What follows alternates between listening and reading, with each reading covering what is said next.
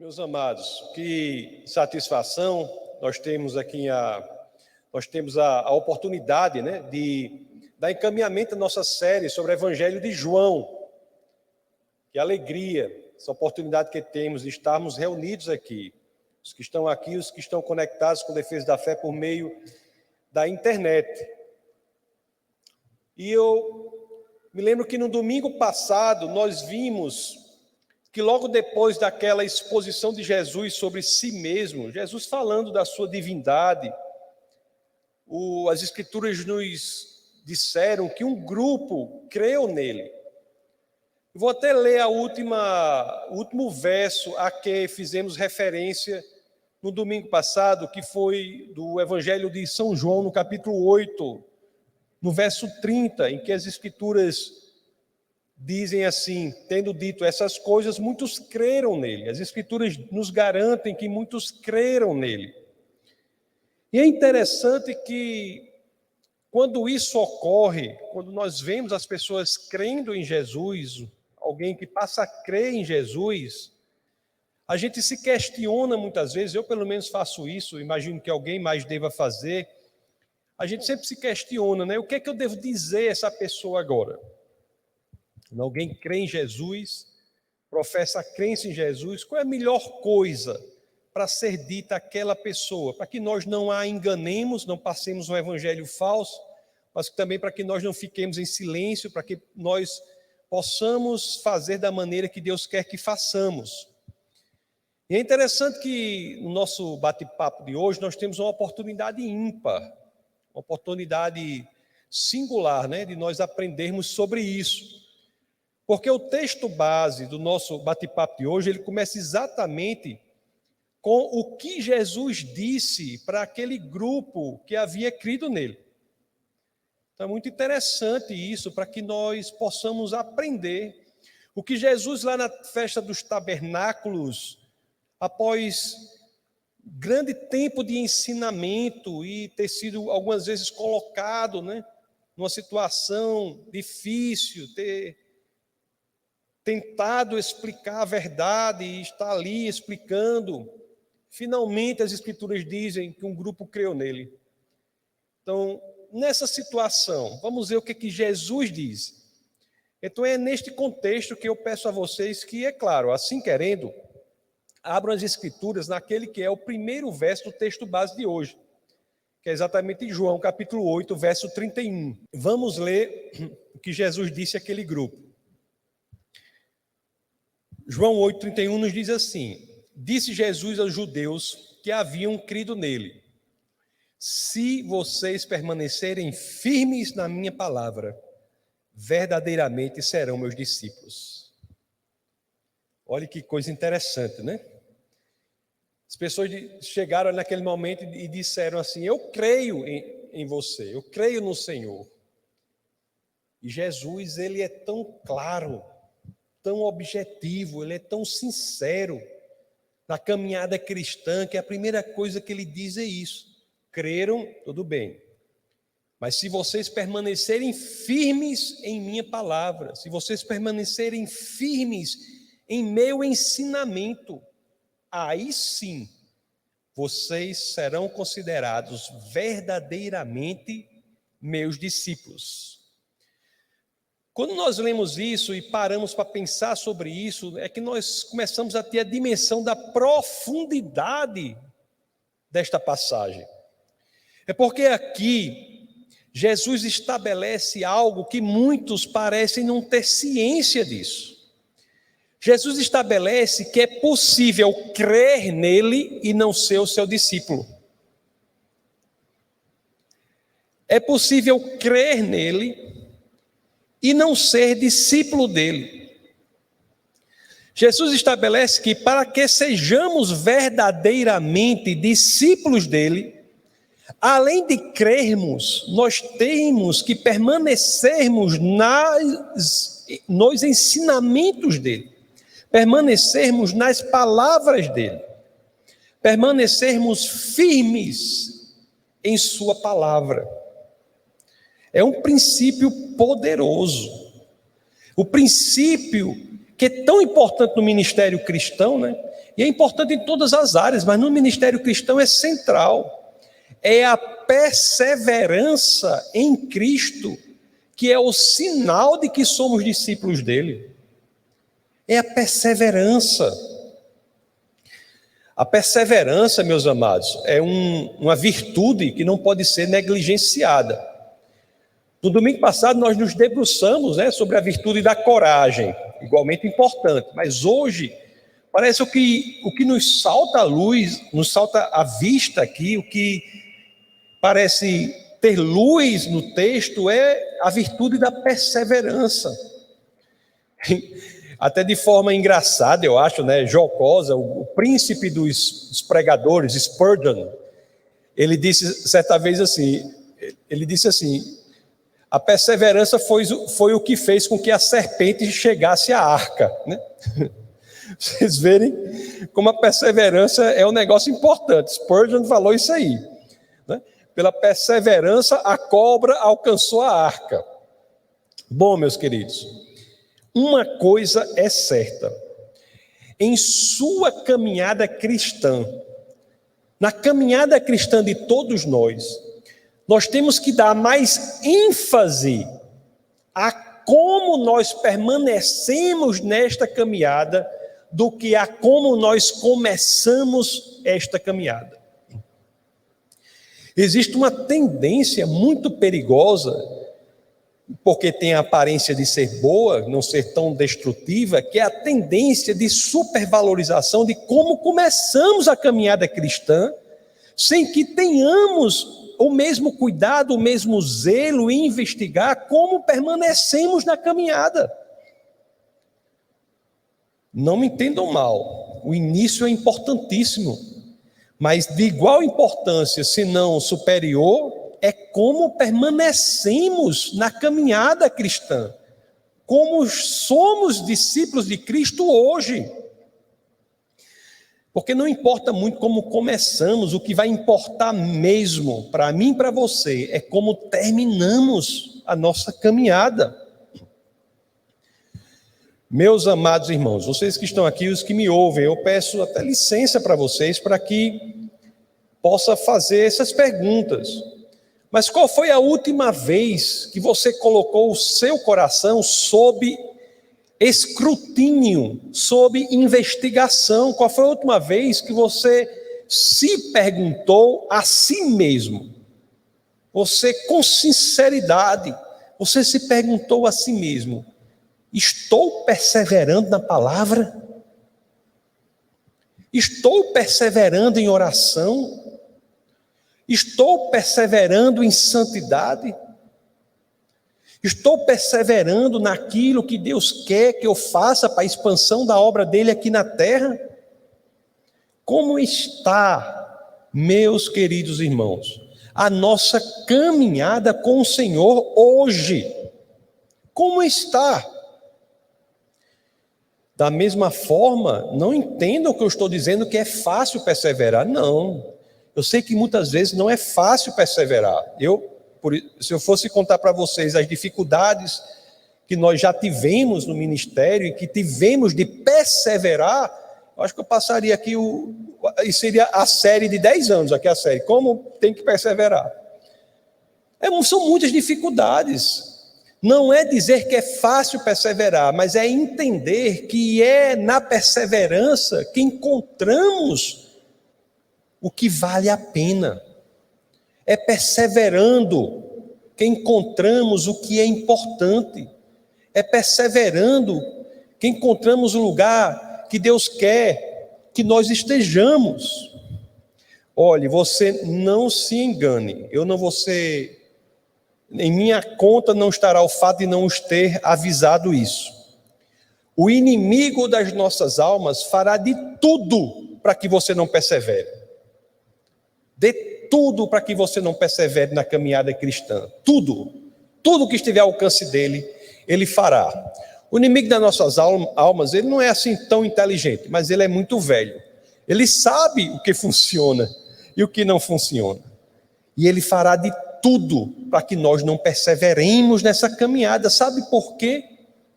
Por que ele fará isso?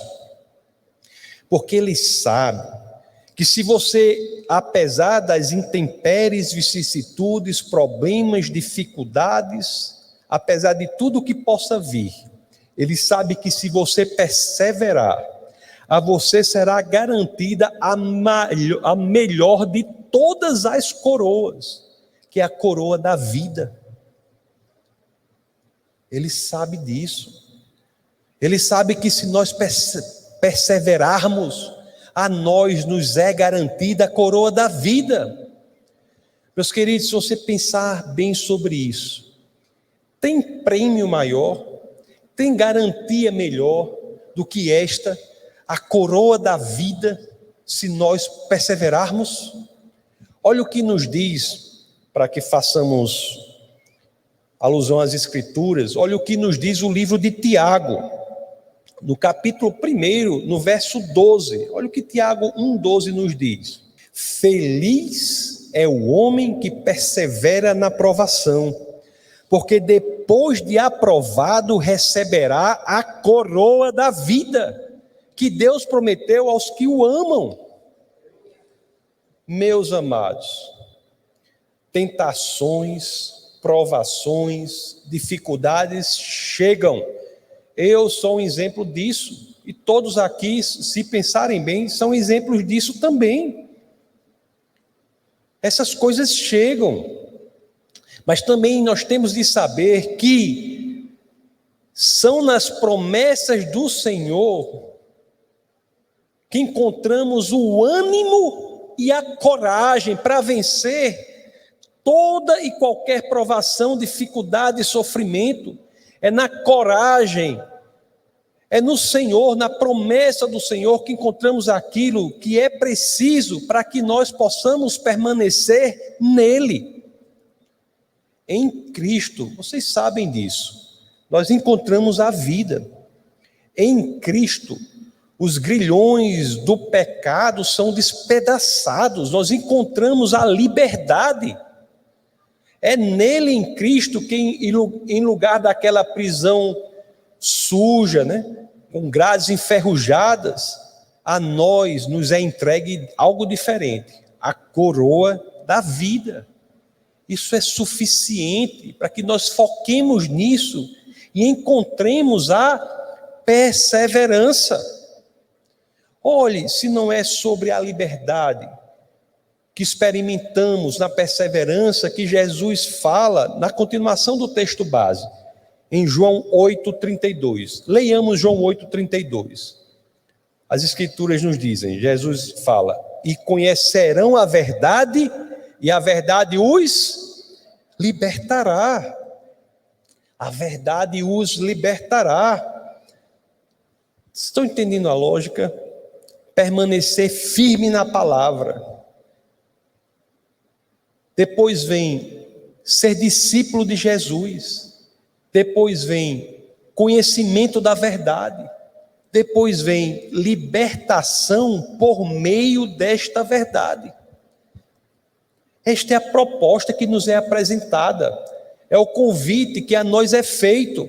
E eu devo lembrar a vocês, não é? Aqui em João 8,32, quando nós lemos isso no original, em grego, mais uma vez digo, Antigo Testamento escrito em hebraico, algumas partes em aramaico, Novo Testamento em grego. Quando nós lemos o Evangelho aqui em grego, a palavra que é traduzida para a verdade, aqui em João 8,32, é aletheia. Aletheia. E como é que Jesus se autodefine em João 14,6? Eu sou o caminho, a verdade e a vida. Ninguém vem ao Pai senão por mim. E em grego o que é que nós temos? Caminho, nós temos rhodes, vida zoe e verdade aletheia. A verdade liberta. E a verdade que liberta é aletheia. E a aletheia é Cristo Jesus, o Deus encarnado. Meus amados irmãos, como vocês já notaram, já falei, o contrário da liberdade que encontramos em Cristo é o quê? É a escravidão que alguns encontram no pecado. O pecado escraviza. Preste bem atenção, meus queridos, existe um erro muito grande, e é perigoso também esse erro, em definir o pecado apenas como uma escolha. Não é que seja erro, vou ser mais preciso, é uma definição correta, porém incompleta. As pessoas dizem, pecado é errar o alvo. É correto, mas é incompleto, porque não dá a dimensão do que é o pecado. O pecado deve ser definido como algo que exerce um senhorio, algo que exerce poder. Quando nós dizemos que podemos ser escravos do pecado, é porque definimos pecado não como uma simples escolha. Nós não somos escravos de nossas escolhas se as escolhas não tiverem a capacidade de exercer poder sobre aqueles que enveredam por elas. Nunca se esqueçam, o pecado exerce um poder. Um poder. Lá em João 8:34, as Escrituras registram Jesus falando, né? Diz assim, Jesus respondeu, digo-lhes a verdade, todo aquele que vive pecando é escravo do pecado. Escravo do pecado. O pecado é uma coisa que temos que ter muito cuidado com ela, porque quando enveredamos por isso, este pecado passa a exercer poder sobre a pessoa e cada vez é mais difícil a pessoa sair. Não é impossível. Em Cristo, todas as coisas são possíveis, mas é mais difícil. Tem uma história de 3 pregadores famosos. Eles foram pescar. Aí eles estavam lá no barco, no meio lá era um lago, né? Que em nós seria um açude, um açudão, né? Estava lá no meio os 3. Aí um olhou para os dois e disseram assim, estavam os 3 grandes pregadores lá no barco, aí um olhou para os outros 2 e disse assim, ei, o que você acha de a gente confessar um ao outro os nossos maiores pecados aqui, e aqui mesmo nós oramos um pelo outro? Aí os outros disseram, rapaz, excelente ideia.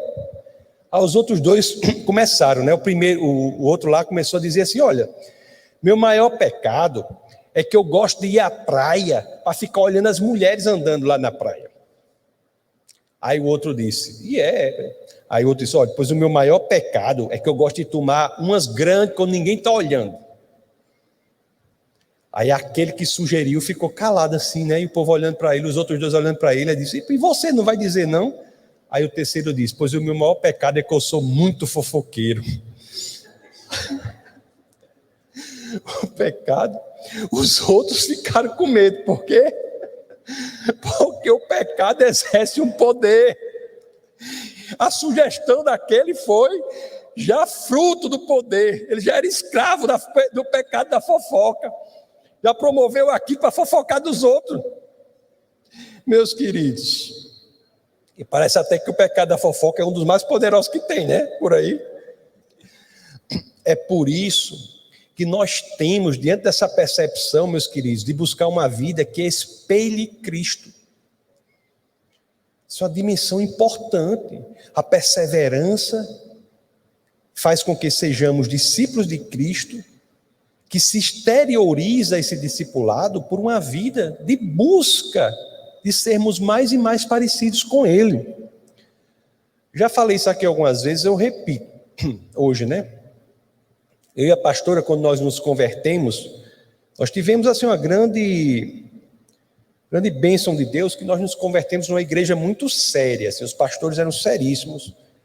Nunca tive assim um exemplo negativo assim, na minha conversão, que eram igrejas muito sérias, os pastores eram seríssimos, e eu já falei algumas vezes, repito, a pastora lá, a nossa pastora, que era a pastora Marinila, que está nos braços do Senhor já, ela me disse, logo ali no começo da minha caminhada, ela disse algo assim que eu naquele momento não dei muito valor, né? Já falei para vocês, quando ela disse assim, olha, Tassos, você conhece um cristão não pelo que ele diz, você conhece um cristão pela forma como ele vive. Na época lá, eu não dizia, mas isso é uma doidice, isso aí eu achei assim, né? Isso aí foi mas hoje eu vejo assim, que ensinamento profundo, né? Naquela época eu não consegui ver aquilo, quão grandioso era aquilo, e ela dizia para mim logo no começo ali para a gente, Você conhece um cristão pela forma como ele vive. O verdadeiro cristão é aquele cujo Senhor é Cristo e não o pecado. Não existe cristão, por melhor que ele fale, que o Senhor não seja Cristo, seja o pecado. Ele pode até estar crendo em Cristo intelectualmente, mas ele não é discípulo de Cristo. Você está vendo aqui a distinção que Jesus fez ali logo no começo? Que isso nos ensina, meus queridos, e eu tenho que tocar nesse ponto. Cuidado com os falsos mestres. Os falsos mestres são exatamente estes que ensinam algo e vivem algo diferente. São pessoas que podem até pregar a liberdade do pecado, mas suas vidas denunciam uma vida de corrupção no pecado. Cuidado, as escrituras são claras nisso. Isso é muito grave. Lá na segunda epístola de Pedro, depois em casa vocês podem ler o capítulo 2 todo, que fala sobre isso, mas eu vou ler só do verso 17 ao 21, para vocês verem o quão grave isso é. Quando as escrituras dizem assim, na segunda epístola de Pedro, no capítulo 2, do verso 17 ao 21, as escrituras dizem assim, falando dos falsos mestres: esses homens são fontes sem água e névoa impelidas pela tempestade. A escuridão das trevas lhe está reservada, pois eles, com palavras de vaidosa arrogância e provocando os desejos libertinos da carne, seduzem os que estão quase conseguindo fugir daqueles que vivem no erro. Prometendo-lhes liberdade, eles mesmos são escravos da corrupção, pois o homem é escravo daquilo que o domina.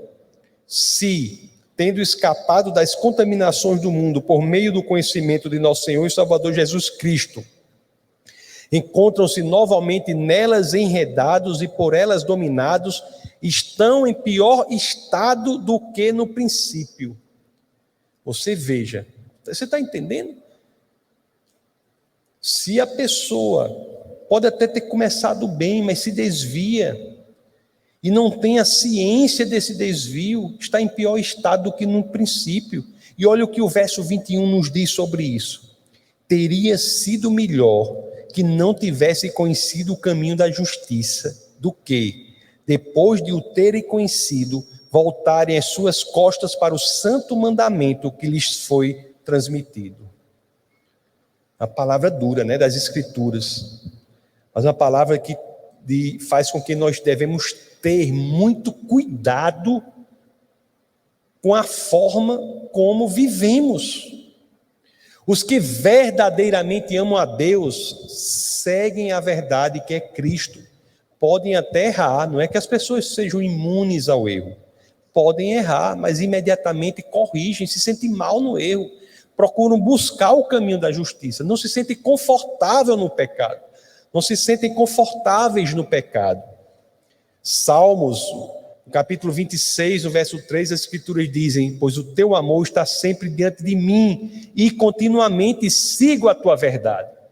Esta é a definição daquele que busca o Senhor, continuamente buscar a verdade. Engraçado que lá no Sermão do Monte, né, vocês estão lembrados? Que diz que justo que bendito é aquele que tem sede de justiça. Tem sede de justiça. Não é o que é justo, que somos justos em Cristo, mas a nós cabe ter sede de justiça. E outro perigo grande qual é nesse tema? É o escravo que se acha livre. Uma das piores coisas que tem é aquele que está na escravidão, mas não tem percepção do seu aprisionamento. No texto base de hoje, nós vemos que esta é a resposta que Jesus dá aos judeus, porque os judeus achavam que estava tudo bem, quando estava tudo mal. E tem gente que vive assim, pessoas que se acham livres sem ser livres, mas que, por se acharem livres, não veem a sua necessidade de Cristo. Isso é muito perigoso. Vamos ver aqui no texto base, em João 8:33, vamos ver o que Jesus diz em resposta, né? a isso aí. Vamos ver o que eles dizem. Vamos ver em 8:33 o que os judeus disseram. Olha o que os judeus disseram. Eles lhe responderam: somos descendentes de Abraão e nunca fomos escravos de ninguém. Como você pode dizer que seremos livres? Quando a pessoa é exposta a isso, o que é que ela vai dizer? Vai alegar outras coisas. Não, eu não sou escravo do pecado, eu sou descendente de Abraão. Como é que você, Jesus, pode querer me libertar se eu não sou escravo? Como se a descendência de Abraão garantisse algo. Essa cegueira é tão grande, né? Aliás, é tão grande aqui, porque o judeu está dizendo que nunca foi escravo. É tão grande que nem no natural ele vê que foi escravo o tempo todo. Não é? O judeu dizendo que nunca foi escravo. É escravo espiritualmente e se é naturalmente é que é mesmo. Foi escravo no Egito e depois que os reinos se separam, foram escravos da Assíria, Pérsia, Grécia. Aliás, aqui no momento em que está falando com Jesus, os judeus estão sob o domínio de Roma, do Império Romano. Mas eles têm uma cegueira tão grande, um conforto tão grande na escravidão que não se acham presos, não se acham aprisionados e não sentem a necessidade de Cristo. Carecem, né? Ou não veem a necessidade de jogar a luz sobre a maior das escravidões, que é a escravidão da alma. Meus queridos, hoje em dia não é muito diferente, não. Quantos estão aí descendo num escorrego? Eu fico imaginando assim, um escorrego bem suave, lento e confortável, mas cujo fim é a destruição completa. Quantos estão assim, sem sequer se darem conta da necessidade de Cristo para a libertação da própria alma, do próprio espírito? J.C. Ryle, ele escreveu o seguinte, eu peguei que ele diz assim, sobre os dias de hoje, ele diz assim, ambição, amor pelo dinheiro, paixão pelo álcool, a ânsia pelo prazer, a jogatina, a glutonaria, os relacionamentos ilícitos, esses têm sido tiranos entre tantos homens. Eu conheço uma pessoa que diz assim, conhecido meu diz assim, olha, faz 30 anos que eu bebo todo final de semana e nunca me tornei alcoólatra. Já pensou? 30 anos o cara bebendo todo final de semana e ainda acha que não é alcoólatra. É um elemento psicológico de fazer com que a pessoa fique confortável na escravidão. Olha o que Jesus esclarece aqui em 8:34, João 8:34, a resposta que Jesus dá. E Jesus respondeu: digo-lhes a verdade, todo aquele que vive pecando é escravo do pecado.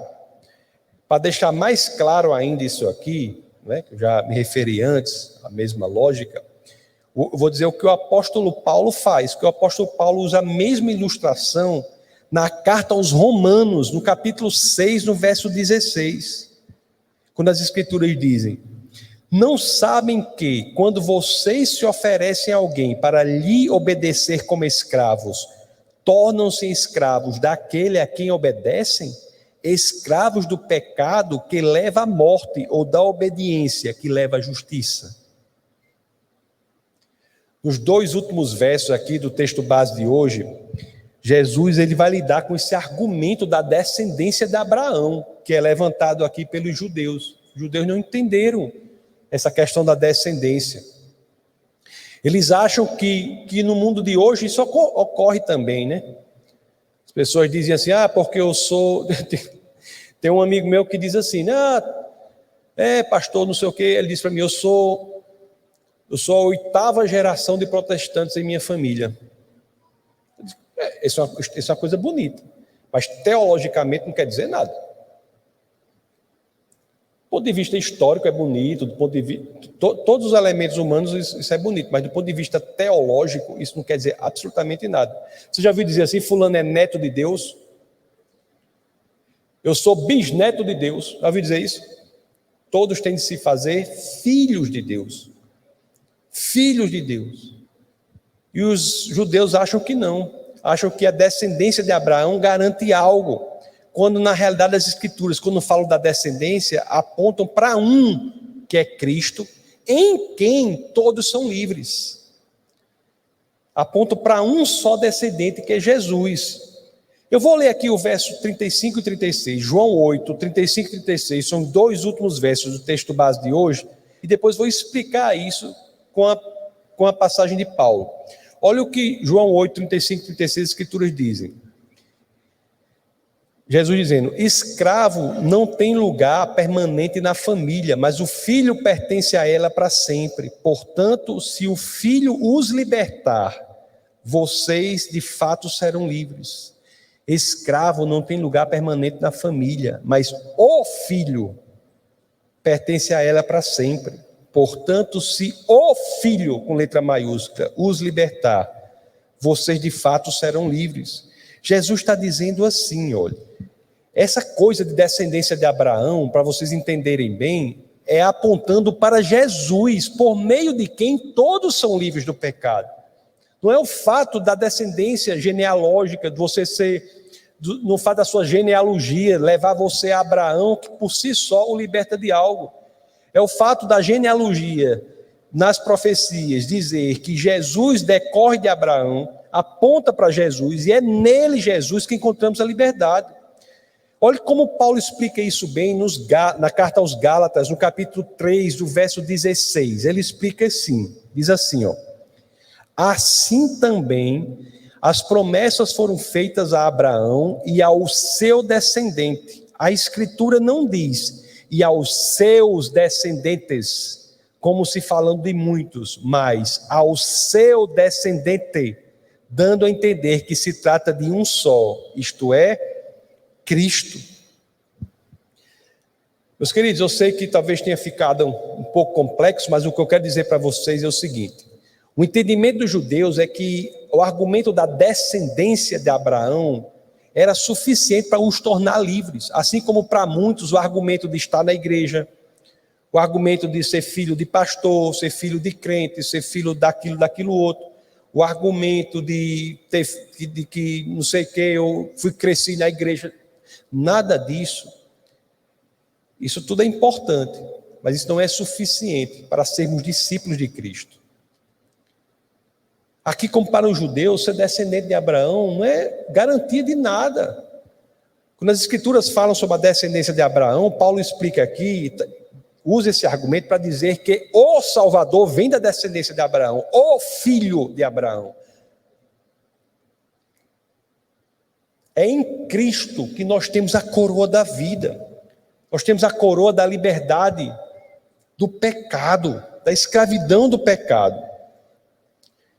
As Escrituras nos ensinam que seja lá quem formos, independente de que família você é, de que país você é, de que cultura você seja, de que gênero, você pode ser homem, pode ser mulher, independente de qualquer coisa, se experimentarmos e se estivermos verdadeiramente em Cristo, independente de qualquer coisa, isso fará com que nós sejamos livres do pecado. Isso é um argumento tão importante, é algo tão bonito. Lá em Gálatas, no capítulo 3, né, do verso 26, vamos ler do verso 28 ao 29. Aquelas passagens muito corajosas, viu? Isso aqui foi escrito numa época em que nós tínhamos aí 50% da população de Atenas de escravos.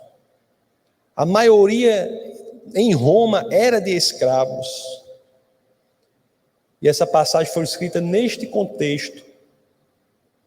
Corajosa essa passagem e verdadeira. Olha o que as Escrituras nos dizem na carta aos Gálatas 3, 28 e 29.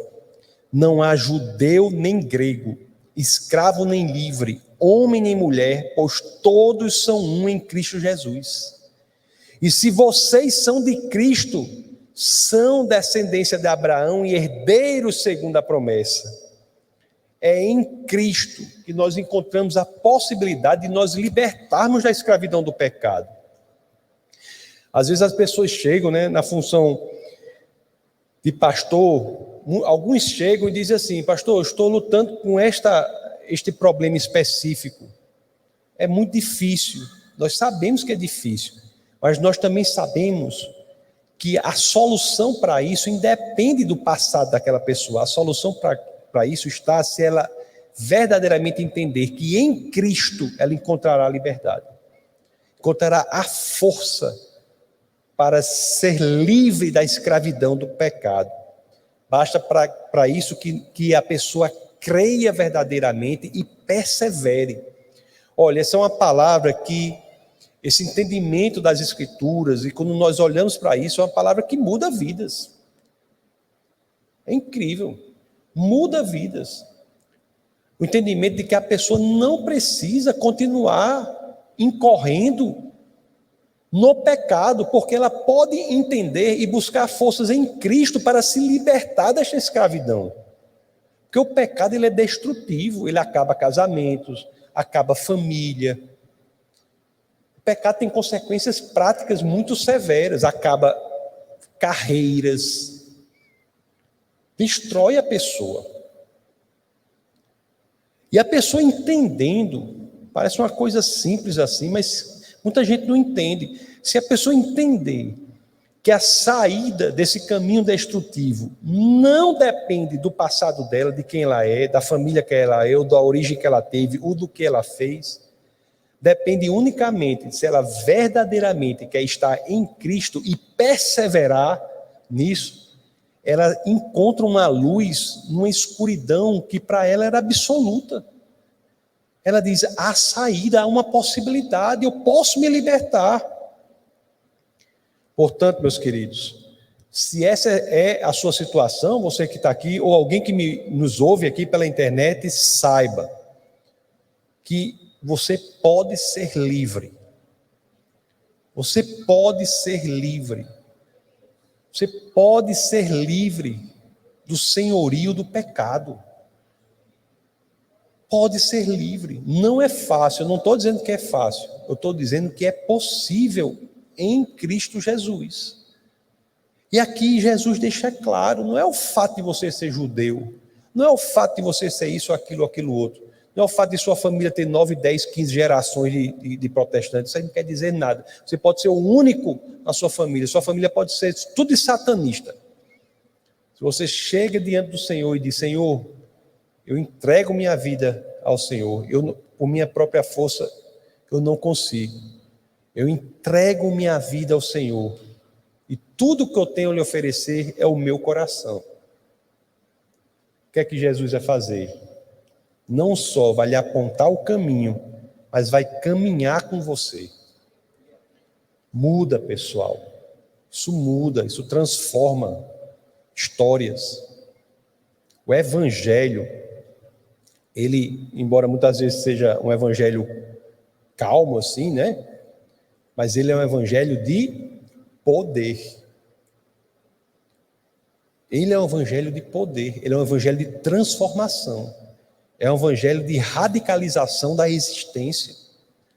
Pessoas podem ter levado a vida de uma determinada forma, mas se entregarem a sua vida ao Senhor e perseverarem em Cristo, terão a vida radicalmente transformada.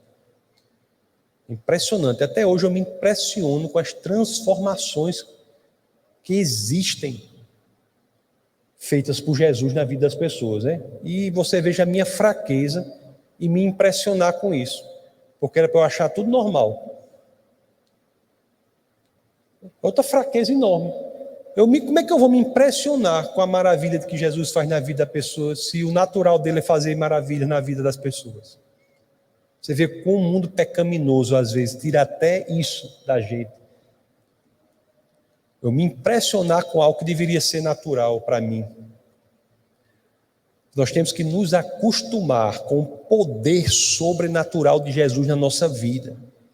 O inimigo das nossas almas está o tempo todo tentando ofuscar isso. fica o tempo todo dizendo assim, olha, Jesus pode isso, aquilo, aquilo outro, mas isso aí ele não vai fazer em você não. Ou você até acha que Jesus pode fazer, mas na sua vida não. Você sabia que tem isso? Tem gente que acha até, genuinamente acha que Jesus é capaz disso, daquilo outro. Mas na vida dele não. Não, na minha vida eu acho que isso que Jesus faz até é possível, mas é para os outros. É para os outros.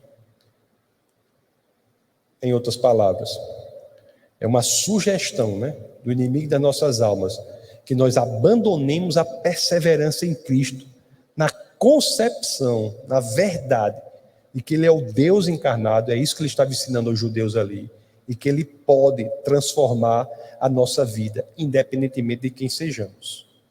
Amém? Então, se você está nessa situação, ore ao Senhor, peça a Ele, para que verdadeiramente caminhe com você contra a escravidão do pecado, dê nome ao seu pecado, é a primeira coisa que você tem que fazer, identifique o que é, isso é muito importante. As pessoas que lutam contra a escravidão de pecado têm que dar nome ao pecado, tem que dizer o que é, qual é o problema específico que você está enfrentando, dê nome àquilo, diga o que é. E tenha a percepção de que Deus é maior do que tudo aquilo. E de você basta a sua sinceridade de coração. Renda-se perante a mão poderosa do Senhor. Amém? Então, se você está aqui, ore. Se nos ouve pela internet, ore. E se assim o Senhor lhe encaminhar, no futuro, você testemunha dos feitos dele na sua vida. Vamos orar. Senhor, muito obrigado. Essa foi uma produção do Ministério Internacional Defesa da Fé, um ministério comprometido em amar as pessoas, abraçar a verdade e glorificar a Deus. Para saber mais sobre o que fazemos, acesse defesadafé.org.